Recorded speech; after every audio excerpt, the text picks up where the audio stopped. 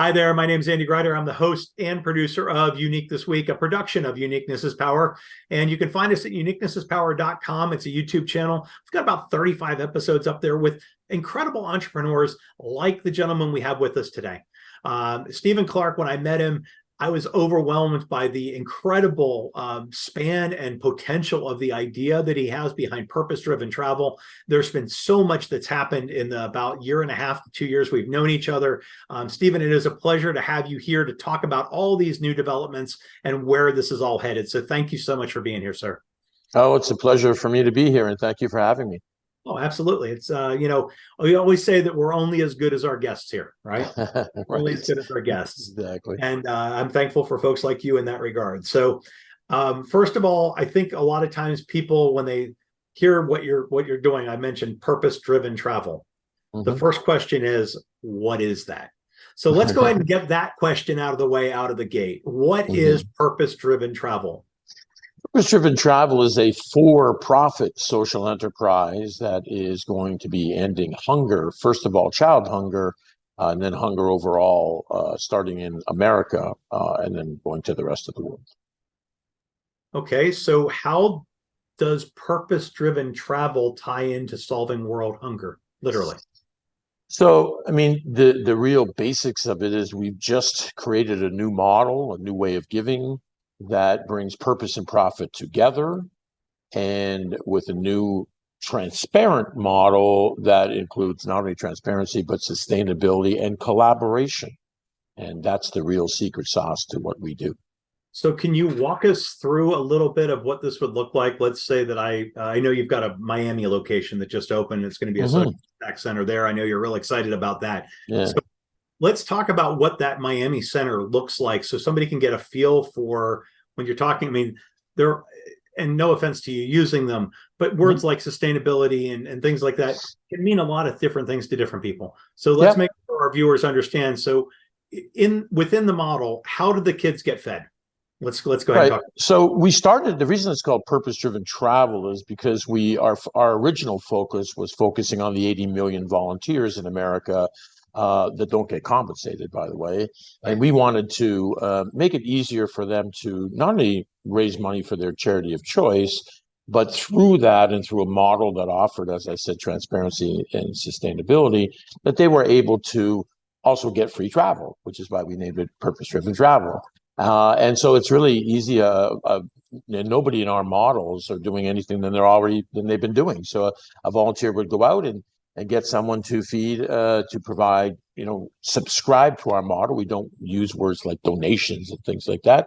So they subscribe to our model for $42.60 a month, which gets 30 very healthy meals. Those meals get shipped to a participating charity or nonprofit in the city that they're in. We keep the food local in every city. And we're, as you mentioned, we're launching Miami right now. So that's $1.42 a meal. Everybody was pretty happy about that, especially in our focus groups. They were wondering how we could do it so cheap. But then you're also having the distribution go to a charity or nonprofit in your city, which sends you an email confirming that they received them and that they're putting them in the hands at first of the children who need them and then the other people. So we got the full transparency around that model. And then the second one, we talked about sustainability, and that does mean a lot of different things. But really, the reality is people are really going on and on about sustainability. But the fact of the matter is that sustainability is created when you can continue something, and the way to do that is to make sure that every touch point wins more than they put in. And so those subscribers now, normally they would get a tax receipt in the current giving model. In our model, they get a discount mobile app. It's got 327,000 vendors in America, and focus groups, we couldn't find anybody that wasn't going to save at least 3 to 4 times what it was costing to feed that kid. So they're winning more than they're put in. So that's how we create the sustainability. And then the last part, which is my favorite, aside from obviously having the children fed, but we have collaboration. So a lot of the people, the volunteers, they still want to raise money for their charity of choice because they have diabetes or cancer or whatever. So they definitely want to do that. So we allow them to do that. We take a portion of that $42.60, we send that back to their charity of choice, but we also keep a portion that we put in a travel account for each and every one of those volunteers. So now they can legally get compensated, and they're very excited about that. So it gives them that. And, I mean, we always look for things that are unique, and what you're doing here is a improvement slash modification slash acceleration of a lot of different models, all under a for-profit engine. Yes. Which is really incredible. I mean, if you look, let's talk about one of the other differences that I was really blown away by. You talked about $1.42 a meal. But what you didn't say is this is not cans of soup off of a kitchen, assembly line, or off of a food bank assembly line, something like that. This is actually very high quality food. You've got some pretty unique partnerships. You've got some other groups that you've done stuff with. How does that work? I mean, you're not feeding these kids just anything. You're actually feeding them high nutrition, high quality. We sure are, packed with vitamins and everything else, Andy. And we wanted to make sure that, because when we did this deep dive and did this, I mean, it took us a couple of years to really come up with this model, starting with the apps and things like that. But the reality is that we need to make sure they're getting good food. Just getting food. In fact, there's a particular case in some of the developing countries where they're getting food, but they're still, children are still dying from malnutrition. Right. And I mean, you have to make sure that you get. That happens here too, right? Yeah. Of course it does. It sure does. And yeah. Yeah. So yeah, it's emerging market countries. It's here too. So the other thing that I found to be really interesting is that you've also gotten a couple other deals put together where you're starting to see financial backing coming from large companies, coming from folks who have an altruistic, but also they want to reward their people. There's an altruistic thing. They want to help the kids, because who doesn't want to feed hungry kids, right? Or hungry exactly. Really. Yeah. But there's more to it. So let's talk about some of these larger groups and like, who you would still like to attract, why they would be interested, that kind of thing. So, as many have heard before, it's really a misunderstood area, but there's impact investing now, which is basically when people invest, and they invest to do good, but they're still investors. They want to do good. We created a program within the confines of purpose-driven travel that's called ROI Squared. And it's becoming actually a really cool, because people are liking it. They're saying, well, what does that mean? And of course, we're talking to investors, and we're like, well, what does ROI mean to you? Of course, every one of them is return on investment. Like that's what it means, right? I mean, it doesn't mean anything else. And I'm like, well, in my world, it means return on impact. So if you take return on investment plus return on impact, you have ROI squared. And so that's now becoming a real big thing. And the reality is Andy, somebody had to step up and say, listen, we're not going to get investment money in the charity nonprofit world, because they're investors. That's what they do. They invest to get money, to make money, a lot of times, most of the times, for other people. So I said, okay, well, I want that money. That's where the big money is. We give $500 billion right now in America to nonprofits and charities, and that's mainly done from individuals. And the corporations that do give, they give to get a tax receipt, honestly. And so you're not going to get that investment money in that world. There's just no way to do it. So that's why we created the for-profit social enterprise and said to investors, we can give you double-digit returns. We've got a way to do that. We've got money coming back that we can put into that. So that's really one of the uniqueness about our models.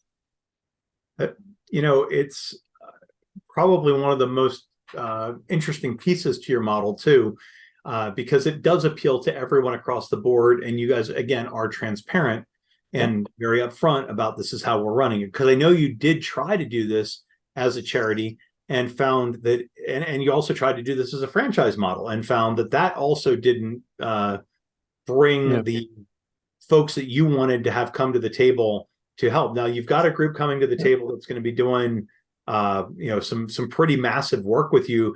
It should allow you to open up a lot more centers like Miami. Are you able to talk about that at all, or are you just able to? I can't talk a lot about it, but what I can tell you is that this now took, because we were doing a lot of different things, and so purpose-driven travel now has taken on honestly a kind of a life of its own. And when we go into Miami, which is next in 2 weeks from now, we open in Miami, and we're raising $2.5 million in the city now, as this whole thing gets starts to explode.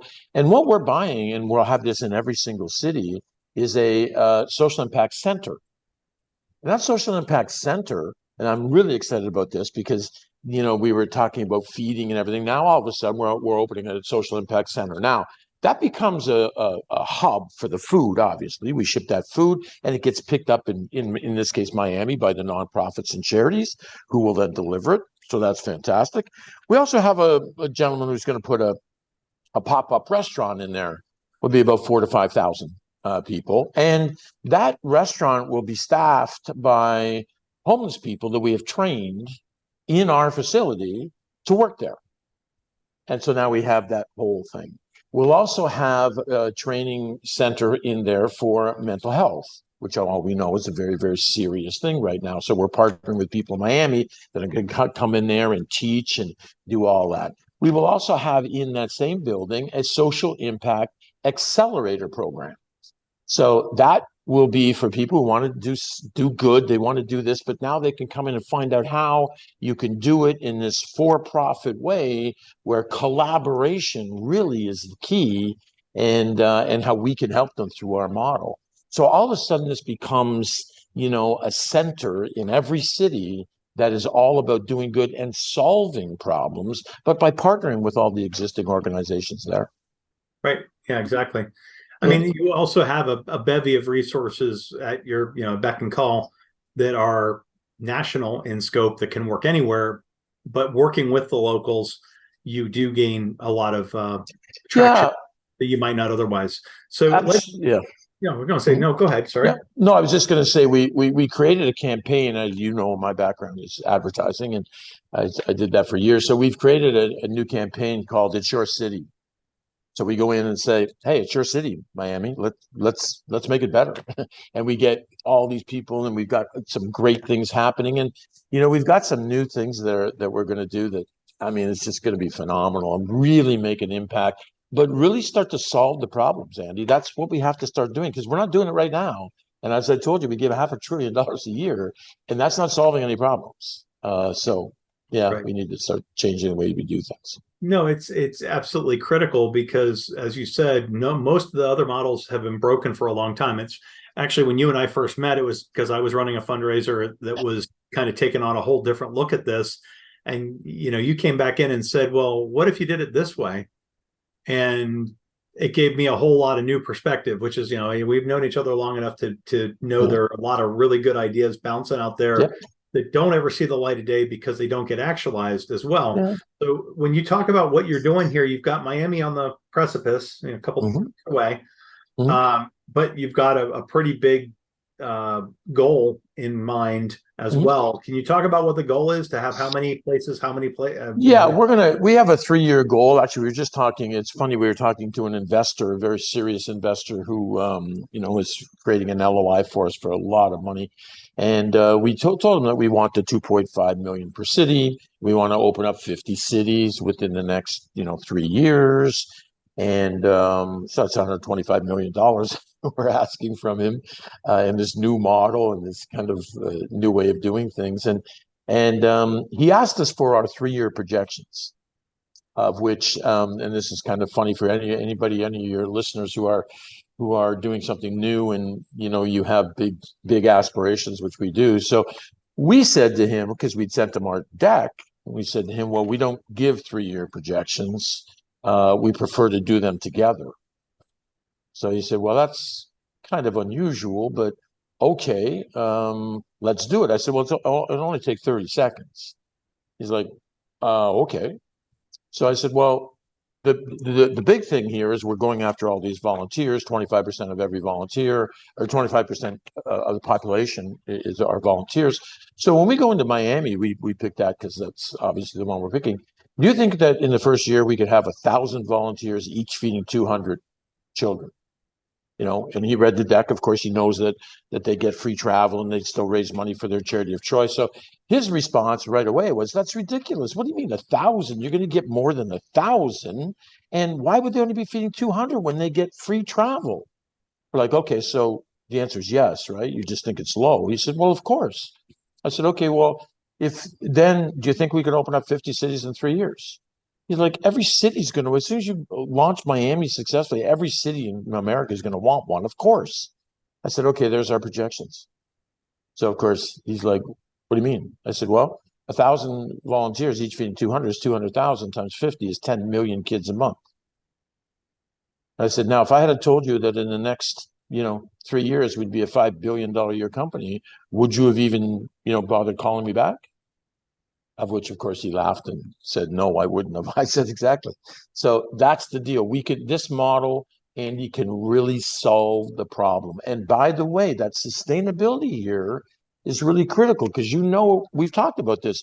Guys do these programs and they feed kids. They raise all this money and they get the food and they feed kids. And then the money's gone and the food is gone. Now what do they eat? In our model, according to AC Nielsen, because of the sustainability, people winning more than they put in, on average, people will stay doing our program for 9 years. I had 19-year-old kids say, "Andy, why would we stop?" You really can't beat that, Stephen. You really can't beat that at all. No, I think it's pretty cool. How does somebody get hold of you, sir? They Yeah, the want best way, I mean, any business people or whatever, LinkedIn is obviously the best way. I'm on LinkedIn all the time, but we have, my email address, which is pdtglobalinc.com, which I'll send all the information. But I think that anybody can reach out to me. They can certainly get a purpose-driven travel. Purpose-driven travel is now just opening up websites in every city because we're located. So PDT Miami's.com is just opening up. We just launched Calgary in Canada as well, which was really cool. And we got some really people there. And Atlanta's opening up in October. And we're partnering up. I can't tell you which one, but it's a big car company which is head office in Atlanta. So some people might be able to figure that out. But anyway, and that's going to be really cool because they're going to be involved in it. They love it. And we have some other major corporations because, as a lot of people know, ESGs are being talked about. And there's now I just read a huge report yesterday about the greenwashing of ESGs. And with our model, I mean, you can't get any more transparent, which is, that this money's going to feed kids. And you got transparency of exactly it being, put in the hands of kids. So it's pretty cool. It is very, very cool, Stephen. Yeah, thank you. Thank you very much for being a guest here today. Again, I love having folks on that are doing something different, something unique, and you certainly more than fit the bill, sir. Is there anything you want to leave us with? Any other comment? Any other? No, I just want to, again, thank you. It's always, I love sharing what we do. Obviously, I think that, it's not that the charity world are bad or anything. Their intentions are fantastic, but the model's a 100-year-old model that, we're just not getting it done anymore. So we've got to work together and we got to come together. And I think for-profit social enterprises are going to be the future. I could not have said it much better myself. So, Stephen, thank you. My name's Andy Greider. I'm the host and producer here at Unique This Week. It's a production of Uniqueness is Power. If you go to uniquenessispower.com, it will take you to the YouTube channel where you'll find well over 30 shows at this point. And there's a lot of different people out there. If you run into somebody like Stephen or somebody else that you say, "Hey, you know what? I'd really like an introduction to this person," feel free to reach out to me. I'm happy to make that happen for you. If you know somebody the show would be a value of, all I can say is please pass it along, because I've seen some really amazing things happen because our guests are so incredibly well spoken. They put things out there that make a difference in the world. And I've watched some folks make those introductions or pass the hey, you should watch this 22-minute segment. and really amazing things have happened out of it. So please feel free, if you want an introduction directly or you want me to make an introduction, let me know. But beyond that, feel free to pass it along. And again, thank you. We'll be back next week with another amazing guest. We've got some just really cool stuff coming up. I'm so excited about the shows coming, and certainly about this one. Stephen, thank you again. My pleasure, my friend.